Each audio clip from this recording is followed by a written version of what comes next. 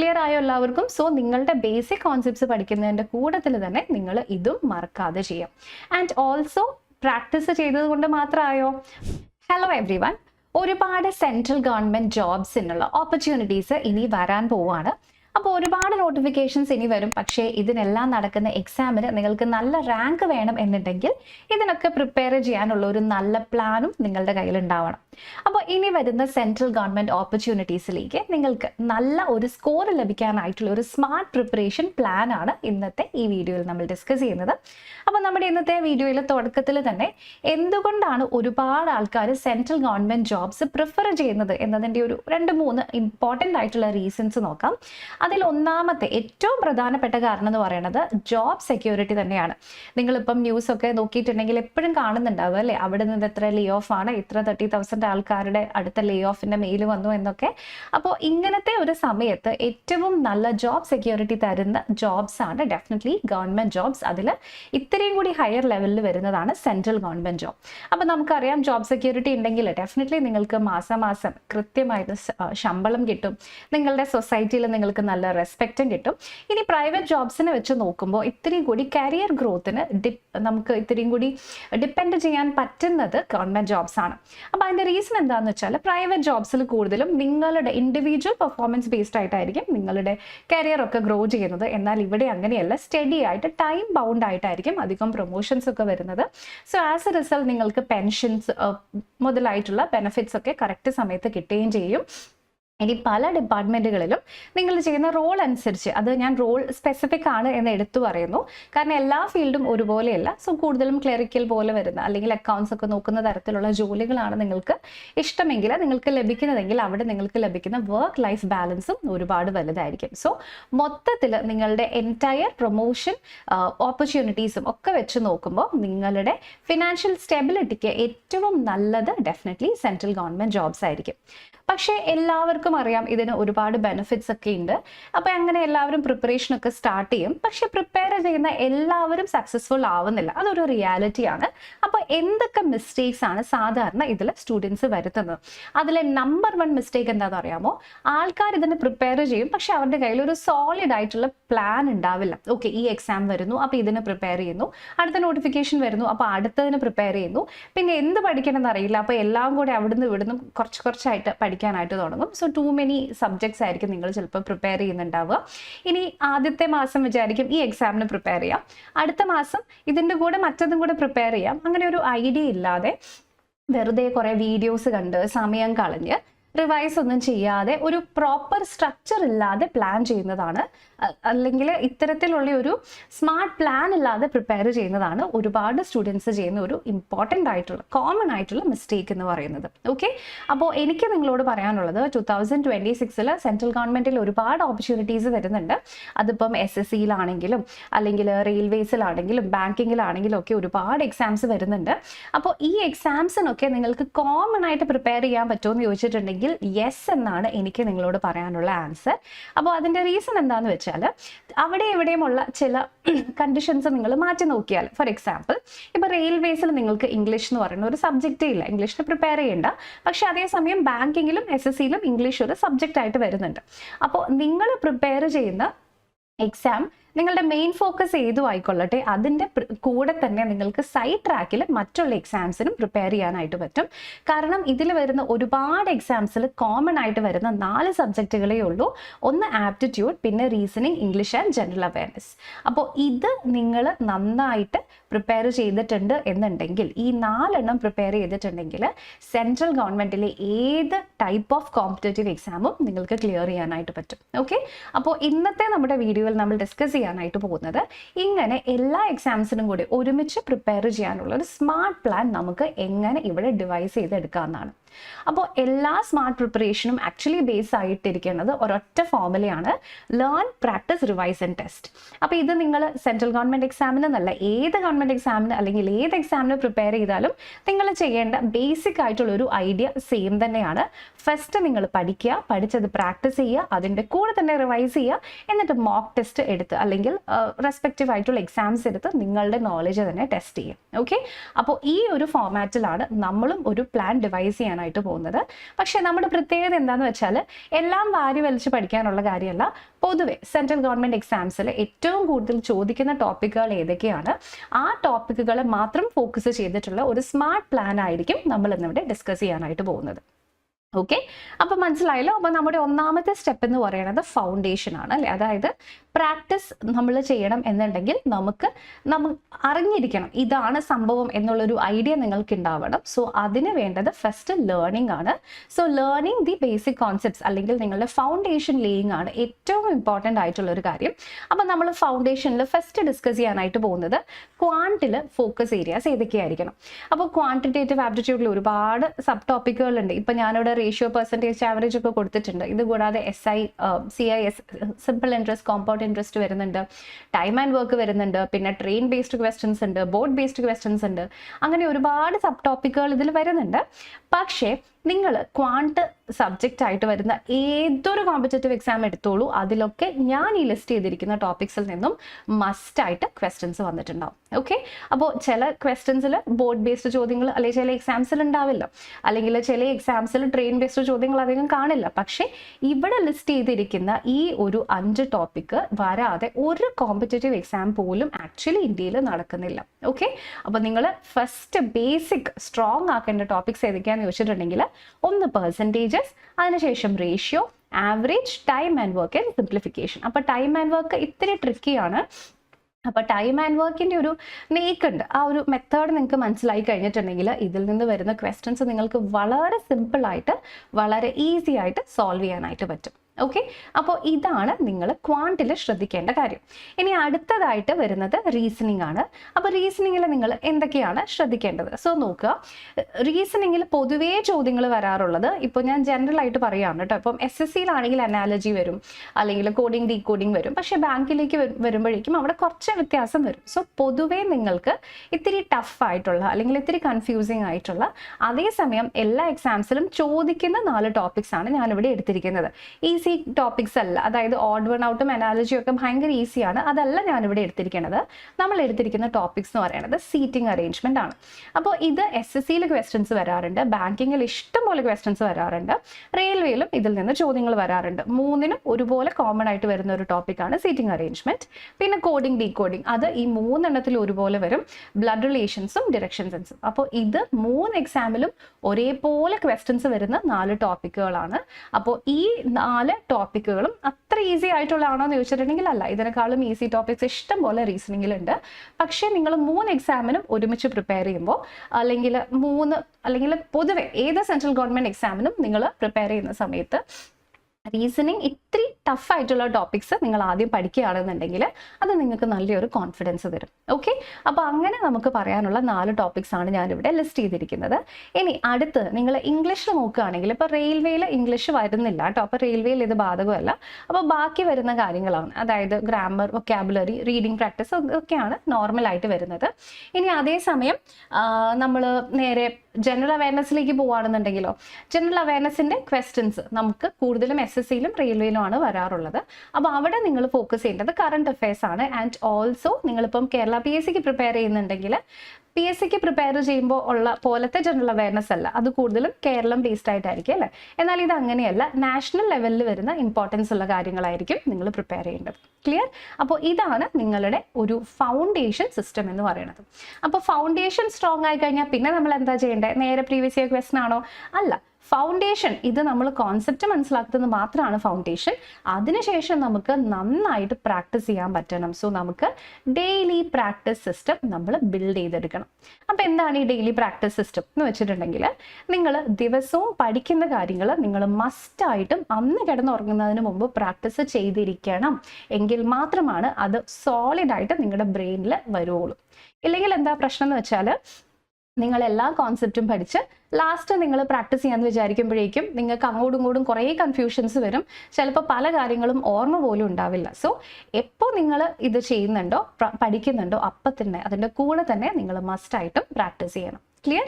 അപ്പോൾ ക്വാണ്ടിന് daily minimum 25, ഇവിടെ minimum ആണ് തന്നിരിക്കുന്നത്, മിനിമം 25 ക്വസ്റ്റ്യൻസ് എങ്കിലും നിങ്ങൾ വർക്ക്ഔട്ട് ചെയ്യണം. റീസണിങ്ങിൻ്റെ കേസ് ആണെങ്കിൽ നിങ്ങൾക്ക് വീണ്ടും 25 തന്നെ വരണം. പക്ഷേ ഇംഗ്ലീഷിലാവുമ്പോഴേക്കും വേണ്ട, നമ്പർ കുറച്ച് കുറയ്ക്കാം, കാരണം ഇംഗ്ലീഷ് റെയിൽവേ എക്സാമിൽ വരാത്തത് കൊണ്ട്.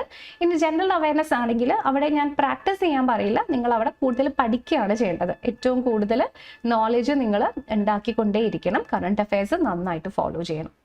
ക്ലിയർ ആയോ എല്ലാവർക്കും? സോ നിങ്ങളുടെ ബേസിക് കോൺസെപ്റ്റ്സ് പഠിക്കുന്നതിൻ്റെ കൂട്ടത്തിൽ തന്നെ നിങ്ങൾ ഇതും മറക്കാതെ ചെയ്യാം.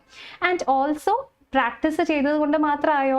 പ്രാക്ടീസ് ചെയ്തു, ഓക്കെ, ഞാൻ ഇന്ന് പഠിച്ചു, പ്രാക്ടീസ് ചെയ്തു, ഇന്ന് നാളെ പഠിച്ചു, പ്രാക്ടീസ് ചെയ്തു, ഉണ്ടോ? അതുകൊണ്ട് റെഡി ആയോ? ഇല്ല. സോ ഇവിടെ നമുക്കൊരു നല്ല റിവിഷൻ സ്ട്രാറ്റജി കൂടി വേണം. പ്രാക്ടീസ് പോലെ തന്നെ ഇമ്പോർട്ടൻ്റ് ആണ് റിവിഷൻ. എന്താണ് ഈ റിവിഷൻ എന്ന് പറയുന്നത്? ബേസിക്കലി നിങ്ങളിപ്പം ഒരാഴ്ച പഠിക്കാമെന്ന് വിചാരിച്ചു. Day 1, Day 2, Day 3, Day 4, Day 5, Day 6, Day 7, 7 ദിവസവും ഓരോരോ പുതിയ ടോപ്പിക്ക് പഠിച്ചു. ഞാൻ പറഞ്ഞതുപോലെ അന്ന് നിങ്ങൾ കിടക്കുന്നതിന് മുമ്പ് തന്നെ നിങ്ങളത് നന്നായിട്ട് പ്രാക്ടീസും ചെയ്തു. പക്ഷേ അടുത്ത സെറ്റിലേക്ക് പോകുമ്പോൾ, മേ ബി നെക്സ്റ്റ് മന്തിലേക്ക് പോകുമ്പോൾ ഇത് നിങ്ങൾക്ക് അത്ര നന്നായിട്ട് ഓർമ്മ ഉണ്ടാവണമെന്നില്ല. സോ ആസ് എ റിസൾട്ട് നമ്മൾ പഠിച്ച അത്രയും സമയം നമുക്ക് വേസ്റ്റ് ആയി പോകും. സോ ഇത് ഒഴിവാക്കാൻ വേണ്ടിയിട്ടാണ് നമ്മൾ റിവിഷന് വേണ്ടി ഒരു നല്ല സ്ട്രാറ്റജി കൊണ്ടുവരണമെന്ന് പറയുന്നത്. സോ ഫസ്റ്റ് നിങ്ങൾ പ്രാക്ടീസ് ചെയ്യുന്നു, ബട്ട് സ്റ്റിൽ നിങ്ങൾ ഉറങ്ങുന്നതിന് മുൻപ് അത് ജസ്റ്റ് ഒന്ന് നിങ്ങൾ റിവൈസ് ചെയ്തിരിക്കണം. അതിനുശേഷം പഠിച്ച അത്രയും കാര്യം നിങ്ങൾ എവറി വീക്ക് റിവൈസ് ചെയ്തിരിക്കണം. ആൻഡ് ആ പഠിച്ച എല്ലാ വീക്കിലെയും കൂടെ കാര്യങ്ങൾ മന്ത്ലി വൺസ് റിവൈസ് ചെയ്തിരിക്കണം. അപ്പോൾ ഇതൊന്നും അധികം സമയം എടുക്കുന്ന കാര്യമില്ല. സെയിം ഡേ റിവിഷൻ എന്ന് പറഞ്ഞാൽ അത്ര സമയമൊന്നും എടുക്കില്ല. മേ ബി നിങ്ങൾ ഉറങ്ങുന്ന സമയത്ത് അല്ലെങ്കിൽ ഉറങ്ങാൻ പോകുന്നതിന് മുമ്പ് ഒരു 5-6 മിനിറ്റ്സ് ജസ്റ്റ് എന്തൊക്കെയാണെന്ന് ചെയ്തതെന്ന് ഒന്ന് ആലോചിച്ച് നോക്കിയാൽ മതി. ഇനി അതല്ല, വീക്ക്ലി ആണ് ഇപ്പോൾ നിങ്ങൾ ചെയ്യുന്നതെങ്കിൽ നിങ്ങളിപ്പോൾ എവിടേക്കെങ്കിലും ട്രാവലൊക്കെ ചെയ്യുമായിരിക്കും വീക്കെൻഡിൽ ആവുമ്പോൾ, അല്ലേ? ആ ട്രാവൽ ചെയ്യുന്ന സമയത്ത് നിങ്ങളുടെ ഫോണിൽ ഫോട്ടോസ് ഉണ്ടെങ്കിൽ പഠിച്ചത് ജസ്റ്റ് ഒന്നിങ്ങനെ സ്വൈപ്പ് ചെയ്ത് നോക്കിയാൽ മതി, അല്ലെങ്കിൽ മനസ്സിൽ തന്നെ ആലോചിച്ചാൽ മതി. ബുക്സ് ഒന്നും ക്യാരി ചെയ്യേണ്ട കാര്യമില്ല. ഇനി മന്ത്ലി ഫുൾ റിവിഷൻ എന്ന് പറയുന്നതും സെയിം തന്നെയാണ്. ആസ് ഒരു മന്ത് കഴിയുമ്പോൾ പുതിയ മന്തിലേക്ക് പോകുമ്പോൾ നമ്മൾ കുറച്ചൊരു എക്സ്ട്രാ ടൈം ബാക്കി വരുന്നുണ്ടാവും, അല്ലേ? ആ സമയത്ത് നിങ്ങൾ ക്വിക്കായിട്ടൊന്ന് റിവൈസ് ചെയ്ത് നോക്കിയാൽ മാത്രം മതി. അല്ലാതെ ഇതിനു വേണ്ടി ഒരുപാട് സമയമൊന്നും നിങ്ങൾ സ്പെൻഡ് ചെയ്യേണ്ട കാര്യമില്ല. ഓക്കെ, അപ്പോൾ ഇത് 3 നിങ്ങൾ കറക്റ്റായിട്ട് ചെയ്തിട്ടുണ്ടെങ്കിൽ ഇനി നിങ്ങൾക്ക് മിസ്റ്റേക്ക് വരാൻ ആകെ ഒരേ ഒരു ചാൻസേ ഉള്ളൂ. ഇത് 3 ചെയ്തിട്ടുണ്ടെങ്കിൽ റാങ്ക് കിട്ടുമോ എന്ന് ചോദിച്ചിട്ടുണ്ടെങ്കിൽ ഇല്ല, ആക്ച്വലി ഇല്ല. അതിൻ്റെ റീസൺ എന്താണെന്ന് വെച്ചിട്ടുണ്ടെങ്കിൽ നിങ്ങൾക്ക് ഓരോ എക്സാമിൻ്റെയും റാങ്ക് ഡിറ്റർമൈൻ ചെയ്യാൻ പോകുന്നത് നിങ്ങളുടെ മോക്ക് ടെസ്റ്റുകളാണ്. എന്താ ഈ മോക്ക് ടെസ്റ്റ് എന്ന് പറഞ്ഞാൽ? മോക്ക് ടെസ്റ്റ് ബേസിക്കലി നിങ്ങളിപ്പം ഒരു ചെറിയ അല്ലെങ്കിൽ നമ്മൾ ചെറുതായിരുന്നപ്പോൾ നമ്മൾ സ്പീച്ചൊക്കെ പഠിച്ചിട്ടുണ്ടായിരുന്നു, അല്ലേ? അപ്പോൾ നമ്മൾ സ്പീച്ച് ഇങ്ങനെ ജസ്റ്റ് പഠിച്ചു, ഓക്കെ, പഠിച്ചു ഓക്കെ, ക്ലിയറായി. എന്നിട്ട് നമ്മൾ അവിടെ ആക്ച്വൽ സ്റ്റേജ് പെർഫോമൻസിന് മുമ്പ് ഒരു തവണയെങ്കിലും നമ്മളിത് പറഞ്ഞു നോക്കാതെ നേരെ പോയി പറഞ്ഞിട്ടുണ്ടെങ്കിൽ എന്തായിരിക്കും അവിടെ സംഭവിക്കുക? അല്ലെങ്കിൽ നിങ്ങളൊരു പാട്ട് പാടാൻ പോവുകയാണ്, നിങ്ങൾ ഈ പാട്ടൊക്കെ ജസ്റ്റ് വായിച്ചു പഠിച്ചു, ഒരു തവണ പോലും പാടി നോക്കാതെ എന്ത് കാര്യമുള്ളത്, അല്ലേ? ഒരു തവണയെങ്കിലും നിങ്ങൾ ഫുൾ ആ പാട്ട് ഫസ്റ്റ് തൊട്ട് ലാസ്റ്റ് വരെ പാടി നോക്കണം. അത് തന്നെയാണ് നമ്മളിവിടെ മോക്ക് ടെസ്റ്റ് എന്ന് പറയുന്നത്. സോ നിങ്ങൾ ഇത്രയൊക്കെ പല പാർട്സ് ആയിട്ട് പഠിച്ചു, ഇതൊക്കെ നിങ്ങളുടെ മനസ്സിലുണ്ട്. പക്ഷേ ഇത് എങ്ങനെ ആക്ച്വൽ ഒരു ഓഡിയൻസിന് മുമ്പിൽ പെർഫോം ചെയ്യുന്നത് പോലെ തന്നെ ആക്ച്വൽ എക്സാം ലൈക്ക് സിനാരിയോയിൽ ഇത് മുഴുവൻ നിങ്ങൾക്ക് ഓർത്തെടുക്കാൻ പറ്റുന്നുണ്ടോ, നിങ്ങൾ പാനിക് ആവുന്നുണ്ടോ, നിങ്ങൾക്ക് ടെൻഷൻ വരുന്നുണ്ടോ, മറന്നു പോകുന്നുണ്ടോ എന്നൊക്കെ നിങ്ങൾക്ക് മനസ്സിലാവണമെന്നുണ്ടെങ്കിൽ മോക്ക് ടെസ്റ്റുകൾ മസ്റ്റായിട്ടും നിങ്ങൾ അറ്റൻഡ് ചെയ്തിരിക്കണം. ഇൻഫാക്ട് നിങ്ങൾ ഇപ്പോൾ ഞാൻ ഈ നേരത്തെ പറഞ്ഞ 3 കാര്യങ്ങളുണ്ട്. ഫൗണ്ടേഷൻ ഉണ്ട്, പിന്നെ നമുക്ക് പ്രാക്ടീസ് ഉണ്ട്, റിവിഷൻ ഉണ്ട്. ഇത് 3ഉം നിങ്ങൾ 90% ചെയ്തോളൂ, സാരമില്ല.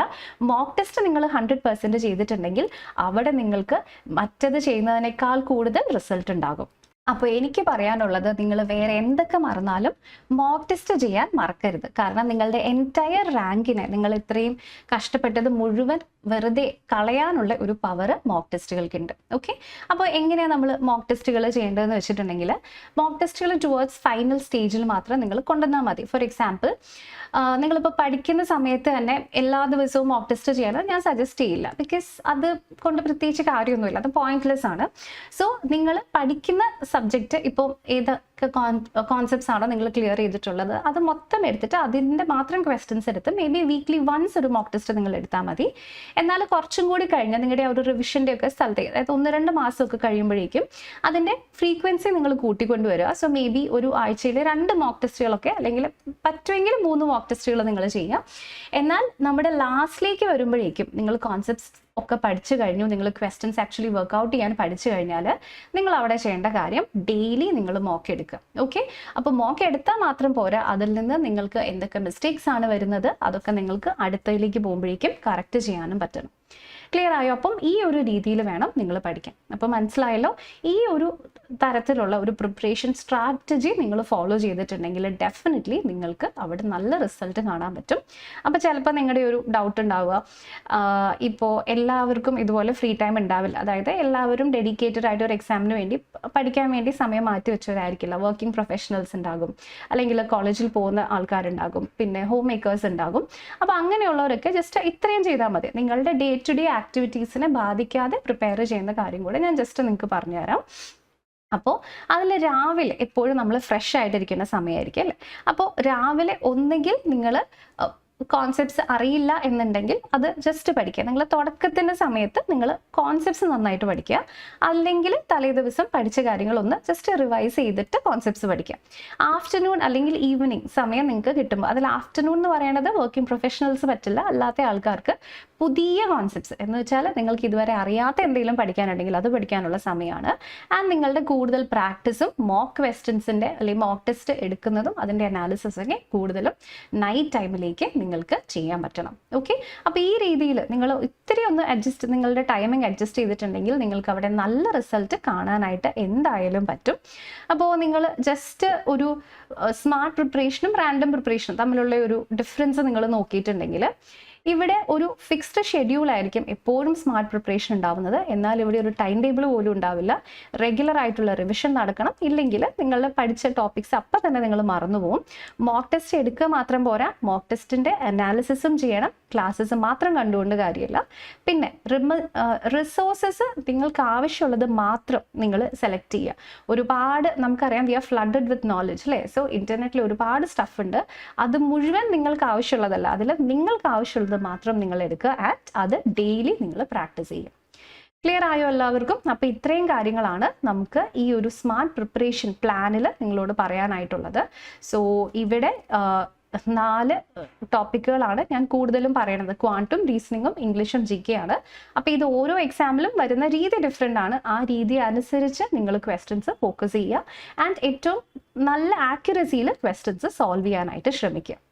ക്ലിയർ ആയോ എല്ലാവർക്കും? അപ്പോൾ ഇതിലെല്ലാം നമ്മൾ യൂസ് ചെയ്യുന്നത് ഓൾമോസ്റ്റ് സിമിലർ ആയിട്ട് തന്നെ വരുന്ന കാര്യങ്ങളാണ്. നമ്മുടെ ബേസിക് കോൺസെപ്റ്റ്സ് ക്ലിയർ ചെയ്യുക, അതിനുശേഷം മാത്രം ഷോർട്ട് കട്ട്സ് പഠിക്കുക, പിന്നെ നന്നായിട്ട് പ്രിപ്പയർ ചെയ്യുക. ഓക്കെ, അപ്പോൾ ഇതിൽ ഒരുപാട് പേര് സ്ട്രഗിൾ ചെയ്യുന്ന ചില കാര്യങ്ങളും കൂടിയുണ്ട്. സോ അതും കൂടെ ഞാൻ ജസ്റ്റ് പറയാം. അതിൽ മെയിൻ കാര്യം പറയണത് നമ്മുടെ മൊബൈൽ ഫോണിൻ്റെ അഡിക്ഷൻ എന്ന് ഞാൻ ഇവിടെ എഴുതിയിട്ടുണ്ട്. പക്ഷേ അഡിക്ഷൻ എന്ന് ചിലപ്പോൾ കേൾക്കുമ്പോൾ നമ്മൾ വിചാരിക്കും നമ്മൾ അഡിക്റ്റഡ് അല്ലല്ലോ എന്ന്. പക്ഷെ നിങ്ങളൊന്ന് ആലോചിച്ച് നോക്കിക്കേ, ജസ്റ്റ് ഫോണിലൊരു നോട്ടിഫിക്കേഷൻ വന്ന് അതെന്താണെന്ന് നമ്മൾ എടുത്ത് നോക്കിക്കഴിഞ്ഞാൽ നമ്മൾ വേറെ എന്തെല്ലാം കാര്യങ്ങളാണ് ആ ഫോണിൽ നോക്കുന്നത് അല്ലേ? സോ മേ ബി ഒരു 30 സെക്കൻഡ്സ് കൊണ്ട് വായിച്ച് തീരേണ്ട ഒരു നോട്ടിഫിക്കേഷൻ ചിലപ്പോൾ നമ്മൾ 5 to 10 മിനിറ്റ്സ് എടുക്കും.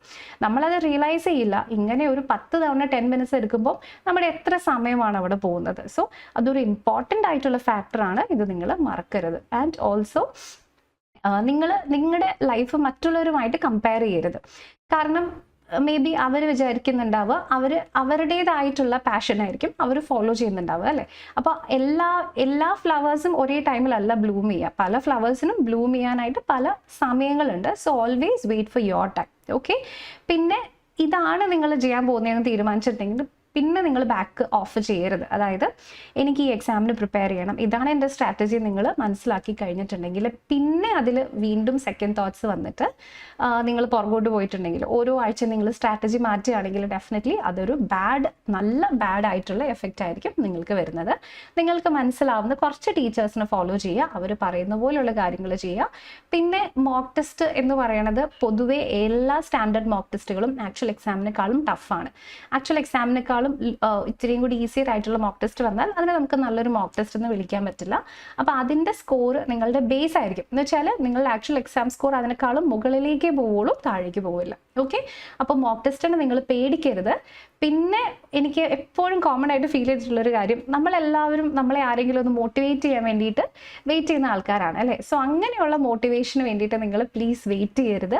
നിങ്ങൾ മോട്ടിവേഷനേക്കാളും കൂടുതൽ നിങ്ങൾ ഡിസിപ്ലിനെ ട്രസ്റ്റ് ചെയ്യും. ഓക്കെ, അപ്പോൾ നിങ്ങൾ നിങ്ങളുടെ തന്നെ ഡിസിപ്ലിൻ, അതായത് എന്ത് വന്നാലും ഞാൻ ഇത് പഠിച്ചിരിക്കും എന്നുള്ള കാര്യം നിങ്ങൾ മസ്റ്റായിട്ടും ഓർത്തിരിക്കുക.